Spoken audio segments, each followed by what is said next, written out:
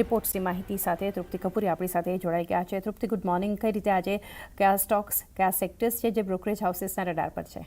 Good morning ચાની શરૂઆત આજે આપણે મહેન્દ્રાથી કરશું. આપણે જોયા કે ગઈકાલે ખૂબ જ પોઝિટિવ નંબર્સ જાહેર કર્યા છે અને બ્રોકરેજ રિપોર્ટ્સ પણ અહીંયા ખૂબ જ પોઝિટિવ પોતાનો મત આપી રહ્યા છે. ખાસ કરીને શરૂઆત આપણે HSBCથી કરશું. અહીંયા તેમણે ખરીદારીની સલાહ આપી છે. લક્ષ્યાંક તેમને ₹4,200 પ્રતિ શેર કર્યા છે.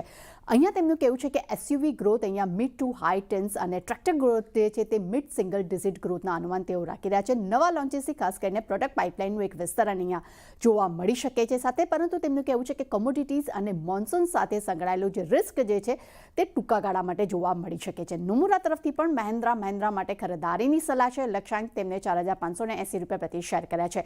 અહીંયા તેમનું કહેવું છે કે Q4માં કંપનીના પરિણામ મજબૂત આવ્યા છે. SUV સેગમેન્ટમાં તેજીના ગ્રોથના તેઓ અનુમાન રાખી રહ્યા છે. ખાસ કરીને FY 27-28માં SUV વેચાણ જે છે તે 14% વધુ પણ રહેવાની અપેક્ષા રાખી રહ્યા છે. અહીંયા પણ તેમને ખાસ કરીને મોન્સૂનને એક રિસ્ક ફેક્ટર બનાવ્યું છે, પરંતુ તેમનું કહેવું છે કે ટ્રેક્ટર ગ્રોથનું અનુમાન અહીંયા ઘટી શકે છે. જેફરીઝ તરફથી પણ ખરીદારીની સલાહ છે. મહેન્દ્રા માટે લક્ષ્યાંક તેમને ઘટાડીને ₹4,000 પ્રતિ શેર કર્યા છે. અહીંયા તેમનું કહેવું છે કે સતત આ 16મો ત્રિમાસિક છે જેમાં એપિટાસના આંકડા જે છે અહીંયા આપણને ડબલ ડિજિટ પર જોવા મળી રહ્યા છે. ઓટો સેગમેન્ટમાં મજબૂતી છે, EV માર્જિન્સમાં સુધારો આવી રહ્યો છે, પરંતુ ટ્રેક્ટર સેગમેન્ટમાં એક રિસ્ક ફેક્ટર અહીંયા ઘટાડો જે છે તેમને લાગી શકે છે તેવા અનુમાન તેઓ રાખી રહ્યા છે. CLSA તરફથી આપણને આઉટ પરફોર્મ રેટિંગનો રિપોર્ટ આવ્યો જોવા મળી રહ્યો છે. લક્ષ્યાંક તેમને ₹4,279 પ્રતિ શેર કર્યા છે. અહીંયા તેમનું કહેવું છે કે EUV માર્કેટમાં ખાસ કરીને કંપનીના શેર્સ જે છે તે અહીંયા લગભગ 25% ગ્રોથ જોવા મળી રહ્યો છે, પરંતુ સામે વાર્ષિક આધાર પર 260 બેસિસ પોઈન્ટનો એક સારી મજબૂતી જોવા મળી રહી છે. પરંતુ અહીંયા પણ તેમને ખાસ કરીને અલ્લેનું એક રિસ્ક ફેક્ટર દેખાડ્યું છે જે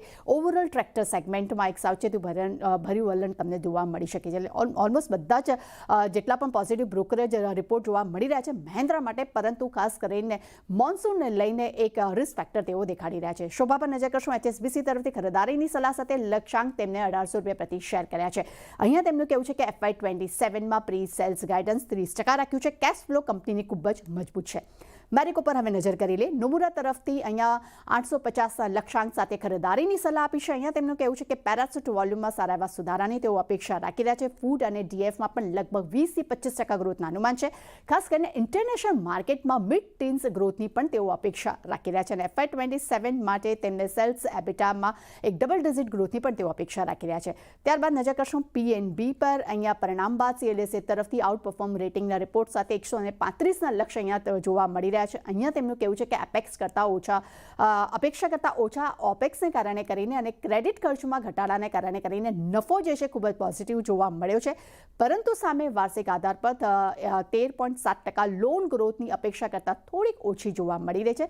પરંતુ સામે તેમનું કહેવું છે કે અસેટ્સ ક્વોલિટીમાં સારો એવો સુધારો જોવા મળી રહ્યો છે અને ગ્રોસ NPA જે છે નવી NPA તેમાં અહીંયા સારો એવો ઘટાડો જોવા મળ્યો છે. અને સાથે તેમને પણ કહેવું છે પરંતુ NIMમાં જે દબાણ આવ્યું છે જેને કારણે કરીને FY 27-28માં નફાનું અનુમાન જે છે તે લગભગ અહીંયા ઘટી શકે છે.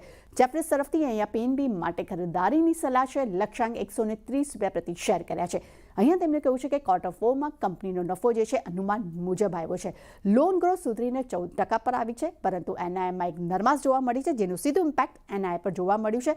પરંતુ સામે નવી NPA વાર્ષિક ધોરણે એક સારો એવો ઘટાડો આવ્યો છે અને ક્રેડિટ ખર્ચ સારા એવા નિયંત્રણમાં પણ જોવા મળ્યા છે. એટલે ચાની ડેફિનેટલી ઘણા બધા બ્રોકરેજ રિપોર્ટ છે, દરેક પર એક સારી નજર રહેશે. જી, તો